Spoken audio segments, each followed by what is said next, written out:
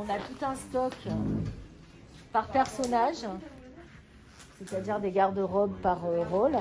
On en a par session, on a une quarantaine. Je suis Agnès Giudicelli, je suis chef costumière sur la série Un C'est grand soleil depuis 3 ans.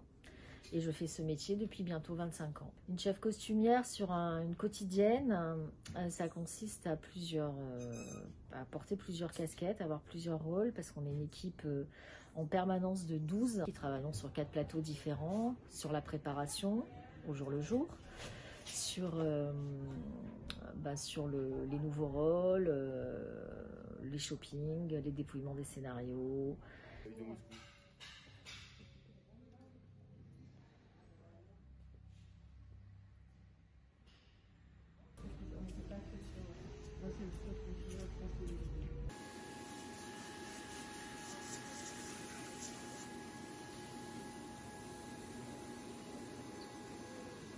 Je m'appelle Philippe Ramous, je suis chef constructeur et là je gère la menuiserie qui est à Vendargues.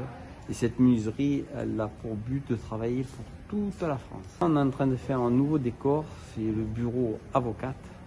Donc on finalise justement la construction. Et on a à peu près en moyenne, entre la conception et la fabrication, on a plus ou moins 4 mois de travail.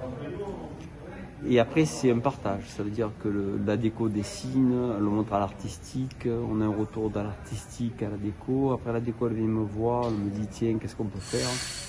Et là, nous, on apporte des solutions techniques à sa conception de décor. Et on est là pour réaliser ce que le chef déco nous demande.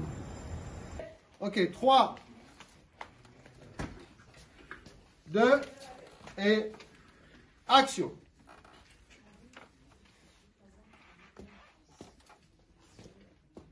Bonjour, je m'appelle Constantin Balzan. Mon personnage, c'est Yann Cross, c'est un lieutenant de police qui vient d'intégrer l'équipe là. Et donc c'est un mec qui a de l'instinct, qui lâche jamais rien et qui est une force tranquille, très brûlant à l'intérieur et doux à l'extérieur.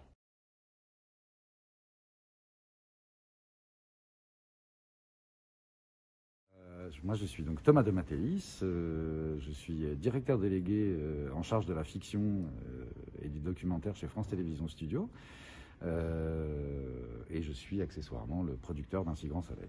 Et donc les locaux que peut-être une partie de votre public connaissait déjà un peu à travers vos écrits, dont on est en train aujourd'hui de doubler en fait à l'intérieur la surface disponible pour pouvoir tourner donc la surface de studio.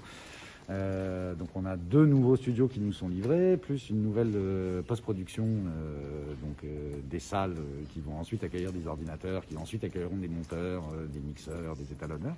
Ce qui fait que ça marche aujourd'hui, c'est l'alchimie globale qui a été mise en place là. Alors elle est beaucoup due évidemment au talent des acteurs, à la qualité des équipes qui les encadrent et qui font quelque chose de formidable.